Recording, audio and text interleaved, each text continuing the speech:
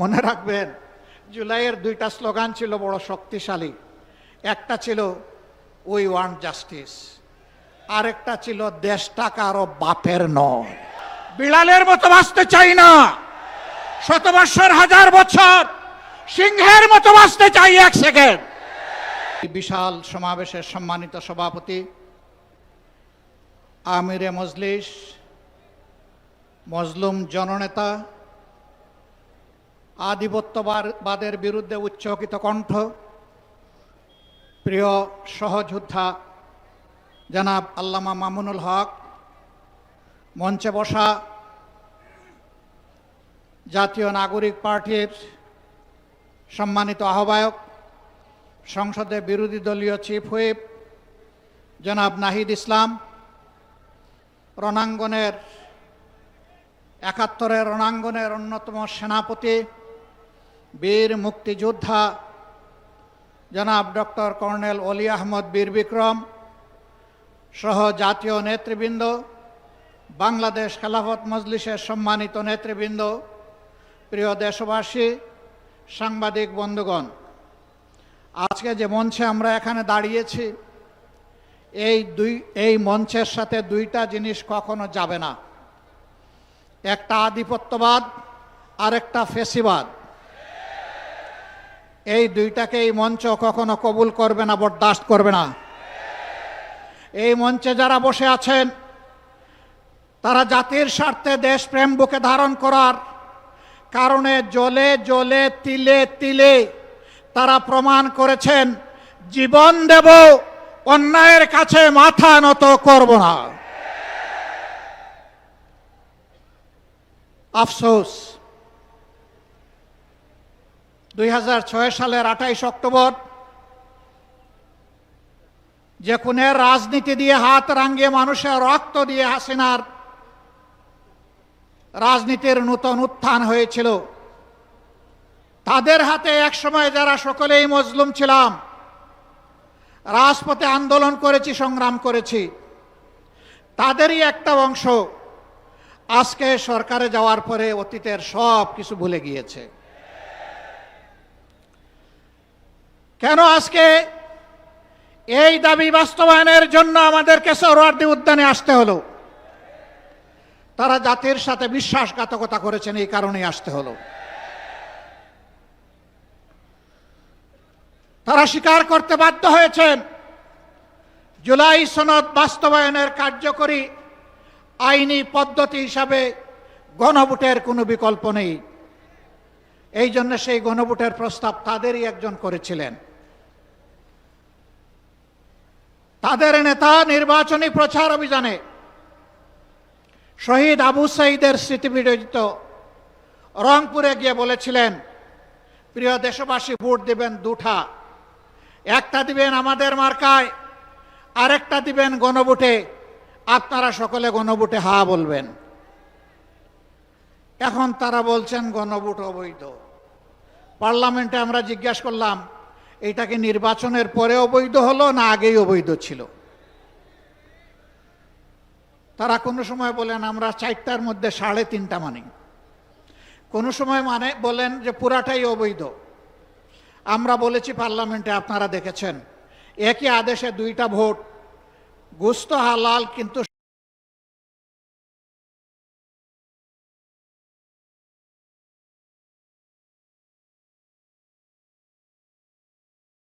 শুরুয়া joule হারাম। এ সুবিধাবাদী মানসিকতা। আমাদের সম্মানিত সহকর্মী এবি পার্টির চেয়ারম্যান বলেছেন, ৭১ সালে জনগণের রায়কে অমান্য করার কারণেই একটি যুদ্ধ অনিবার্য হয়ে উঠেছিল। যারা রায় অস্বীকার করেছিলেন তাদের পরিণতি ভালো হয়নি। আমরা বলি সেই মুক্তিযুদ্ধকেই সম্মান করে আবার রায়টা মেনে নেন। এই রায় মেনে নিলে আমরা এই স্টেজে দাঁড়িয়ে এই দাবিতে আর বক্তব্য দেব না। কিন্তু এই রায় যদি না মানেন, মহান আল্লাহকে সাক্ষী রেখে বলছি, এই রায় বাস্তবায়ন না হওয়া পর্যন্ত আমাদের আন্দোলনে আমরা কোনো ধরনের বিশ্রাম নেব না। আন্দোলন চলবে সংসদে, আন্দোলন চলবে রাজপথে। নাহিদ ইসলাম বলেছেন একসময় রাজপথ আর সংসদ প্রয়োজনে একাকার হয়ে যাবে। রাজপথ আর সংসদ একাকার যেদিন হয়ে যাবে সেদিন বালুর পাত দিয়ে নদীর জোয়ার সমুদ্রের জোয়ার থামাতে পারবেন। ফ্যাসিবাদীরা বিভিন্ন ন্যারেটিভ তৈরি করে, বয়ান তৈরি করে জাতিকে বিভক্ত করেছিল। আর আপনারা নির্বাচনের আগে বলেছিলেন আমরা নির্বাচিত হলে, সরকার গঠন করলে সবাইকে নিয়ে আমরা সরকার গঠন করে দেশ চালাবো।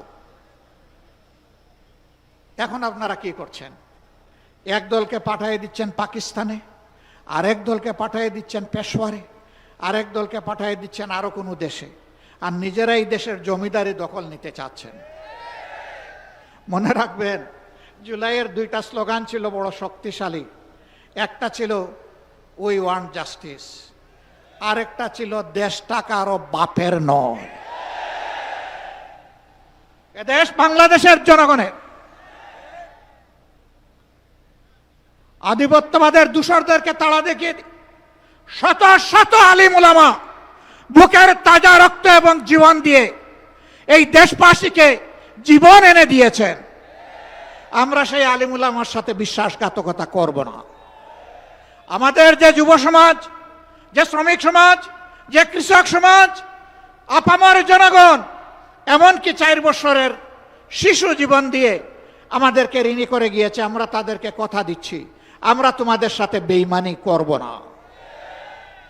তোমাদের স্বপ্ন বাস্তবায়নে আমরা অবিচল সামনে এগিয়ে যাব ইনশাআল্লাহ। আমরা গভীরভাবে আস্থাশীল, ইনশাআল্লাহ আমাদের নয় জনগণের বিজয় হবে ইনশাআল্লাহ। যেই 70% জনগণ ফ্যাসিবাদের বিরুদ্ধে দৃঢ় অবস্থান নিয়েছে গণভোটে হ্যাঁ বলে, সেই জনগণের বিজয় হবে। নতুন করে কেউ ফ্যাসিবাদ কায়েম করতে গেলে তাদেরকে অনুরোধ করব, নিকট অতীতের যাদেরকে এখন বুকে টেনে নিয়ে আপনারা এই নির্বাচনের বৈতরণী পার হয়েছেন, যাদের হাতে পায়ে ধরে ইঞ্জিনিয়ারিং করে ক্ষমতায় এসেছেন, তাদের পরিণতি থেকে শিক্ষা গ্রহণ করুন। সম্মানিত ভাই ও বন্ধুগণ, তারা সংসদে দাঁড়াইলেই বলেন একটা সুষ্ঠু নির্বাচনের মধ্য দিয়ে গঠিত সরকার।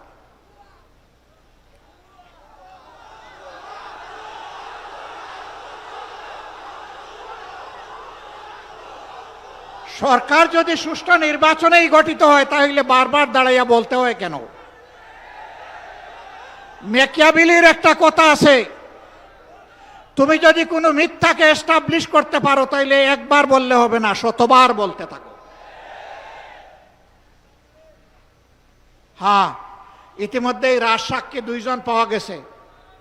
একজন সাবেক সরকার, এই ইন্টারিম গভর্নমেন্টের একজন উপদেষ্টা, তিনি বলেছেন আমরা ওদেরকে মেইন স্ট্রিম হতে দেইনি, ওরা পাওয়ার কথা ছিল 168, আমরা এদেরকে নামিয়ে এনেছি 68-তে।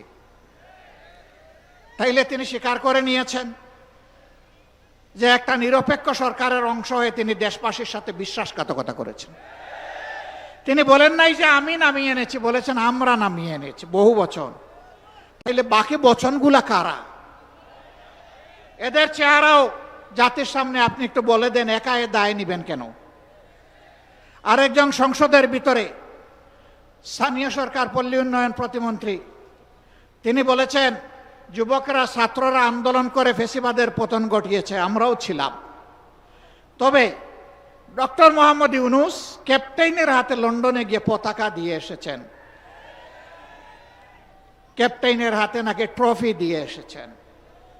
ট্রফি যদি আগেই ক্যাপ্টেইনের হাতে চলে যায় তাহলে এটা ছিল নির্বাচন নামের তামসা।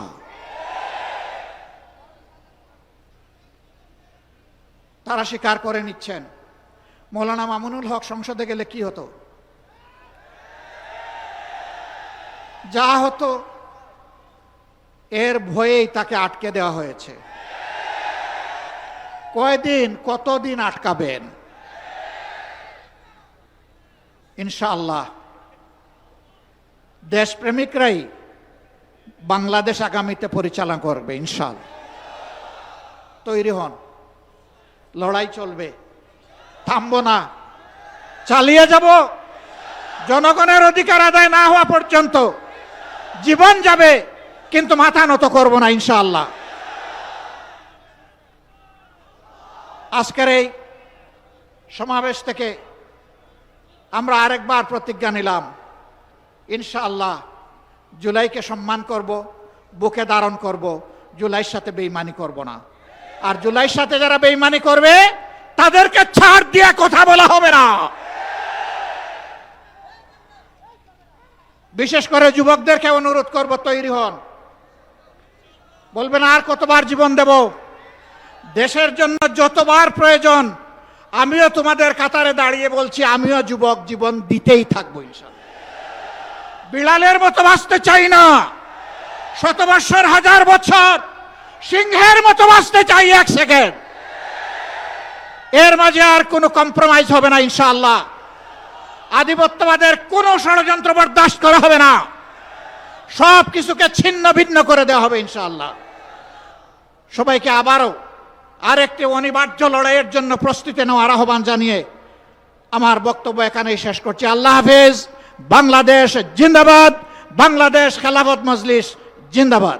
আসসালামু আলাইকুম ওয়া রাহমাতুল্লাহ। প্রবাসীদের জন্য নির্মাণ হচ্ছে দেশের প্রথম স্মার্ট সিটি, যেখানে থাকছে স্কুল, মসজিদ, হাসপাতাল, সুইমিং পুল, হেলিপ্যাড, পাঠাগার, জিম, সুপারমার্কেট, শিশু পার্ক সহ সকল নাগরিক সুবিধা। মাত্র 30 লাখ টাকা বিনিয়োগে মিলছে আকর্ষণীয় ফ্ল্যাট। প্লাটিনাম ইনভেস্টরদের জন্য ঢাকা বিমানবন্দরে ভিআইপি প্রোটোকল সুবিধা।